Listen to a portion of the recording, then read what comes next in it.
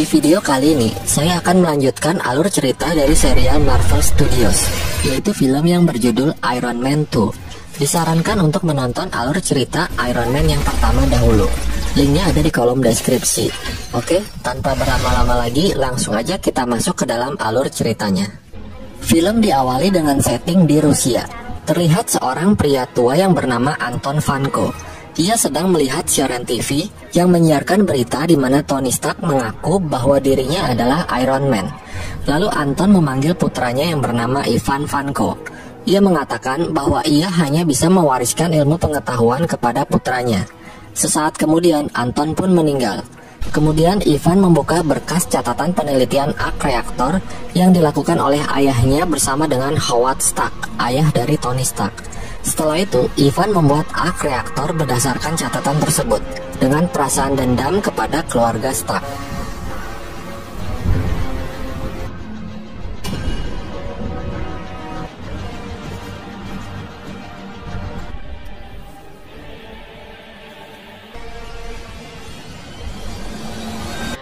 Enam bulan kemudian, Iron Man terlihat melompat keluar dari pesawat menuju panggung Stark Expo.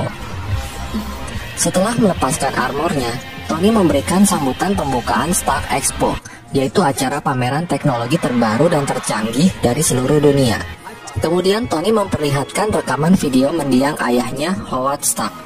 Di belakang panggung, Tony mengecek kandungan racun palladium di dalam darahnya yang sudah mencapai 19%. Setelah selesai memberikan sambutan, Tony meninggalkan ruangan dengan didampingi asistennya Happy. Saat akan masuk ke dalam mobil, datang seorang wanita yang memberikan surat undangan rapat Senat. Tony pun menerimanya dengan terpaksa. Keesokan harinya, di dalam rapat, Senator Stan mengatakan bahwa dengan alasan keamanan, ia meminta Tony untuk menyerahkan armor Iron Man miliknya kepada pemerintah. Namun Tony dengan tegas menolaknya. Lalu Senator Stan memanggil Justin Hammer, pemilik perusahaan Hammer pesaing utama Stark Industries. Setelah itu, Stan mengundang Kolonel Rhodes untuk membacakan laporan mengenai Iron Man. Dalam laporan itu disebutkan bahwa karena Iron Man tidak bekerja sama dengan pemerintah, maka Iron Man merupakan ancaman bagi keamanan negara. Kemudian, Senator Stan ingin menunjukkan bahwa ada beberapa pihak yang mencoba membuat dan meniru armor Iron Man. Tony pun langsung menyabotase rekaman layar dan ia menampilkan berbagai video bukti kegagalan tersebut. Termasuk salah satunya adalah Justin Hammer yang membuatnya malu dan segera mematikan layar rekaman. Tony berkata, perusahaan Hammer membutuhkan 20 tahun agar bisa meniru teknologi miliknya. Tony kemudian mengatakan bahwa pemerintah tidak usah mengkhawatirkannya karena Iron Man sudah menyelamatkan negara. Lalu Tony pun pergi meninggalkan ruangan rapat. Sementara itu, Ivan berhasil menciptakan senjata cambuk listriknya yang mematikan. Pindah di California. Di kediamannya, Jarvis memberitahu Tony bahwa armor Iron Man yang dipakainya membuat kandungan palladium di dalam darahnya semakin meningkat dan saat ini sudah mencapai 24%. Tony belum menemukan sumber energi lain yang lebih aman dari inti palladium. Ironis, arc reaktor yang menopang hidupnya akan membunuhnya secara perlahan. Tak lama kemudian, datang asisten pribadi Tony, Pepper Potts, yang mengurus Stark Industries ketika Tony tidak ada di kantor.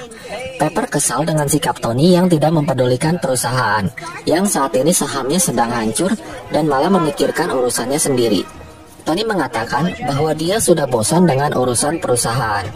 Tony kemudian tiba-tiba menunjuk Pepper untuk dijadikan CEO Stark Industries menggantikan dirinya. Pepper yang mendengarnya pun terkejut dan tidak bisa berkata apa-apa. Tony mengatakan bahwa dia sudah memikirkannya matang-matang dan hanya Pepper lah yang pantas mengemban tugas tersebut. Di Rusia, Ivan membeli identitas palsu dan tiket menuju Grand Prix Formula One Monaco. Kan harinya, saat sedang latihan tinju, Pepper datang bersama seorang wanita yang bernama Natalie.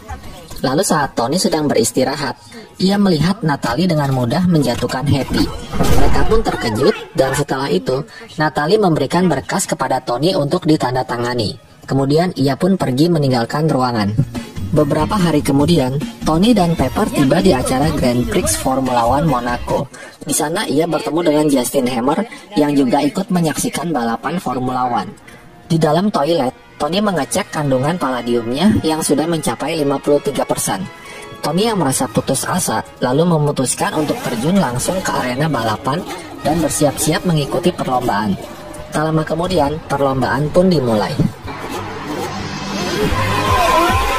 Ternyata di sana ada Ivan yang menyamar memakai kostum panitia perlombaan. Dia masuk ke lintasan balapan dan mengeluarkan cambuk listriknya.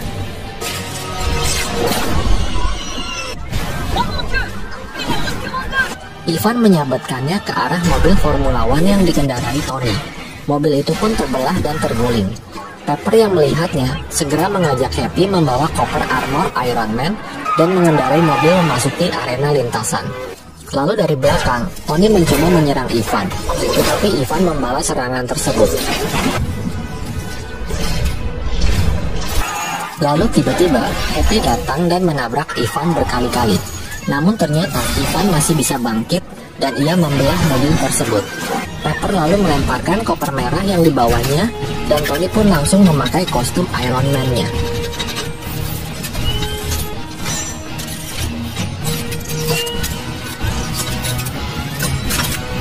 Tony dan Ivan pun lalu bertarung.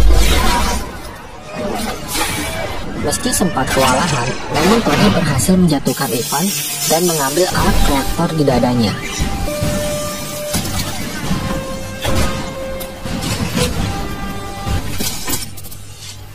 Kemudian para petugas datang dan menahan Ivan. Tony pun menghancurkan arc reaktor milik Ivan, sementara Justin Hammer tersenyum melihat kejadian itu. Keesokan harinya, di dalam penjara, Ivan mendapatkan kiriman bahan peledak yang ditaruh di dalam makanannya. Beberapa saat kemudian, seseorang yang postur tubuhnya mirip dengan Ivan dimasukkan ke dalam selnya. Dia juga memakai baju dengan kode tahanan yang sama dengan Ivan. Kemudian Ivan langsung menghajar pria tersebut dan lalu memasang bom yang diterimanya tadi. Setelah keluar dari selnya, bom itu pun meledak. Dengan dibantu beberapa petugas kepolisian, Ivan berhasil kabur dari dalam penjara. Otak di balik pembebasan Ivan adalah Justin Hammer. Justin bermaksud mengajak Ivan bekerja sama untuk mengalahkan Iron Man. Ivan pun menyetujuinya. Di rumahnya, Tony sedang mencari informasi tentang Anton dan Ivan Vanko. Kemudian Rhodes datang dan memberitahu Tony bahwa setelah kejadian di Monaco, pemerintah akan menyita semua armor milik Tony. Tony yang mendengarnya pun hanya terdiam.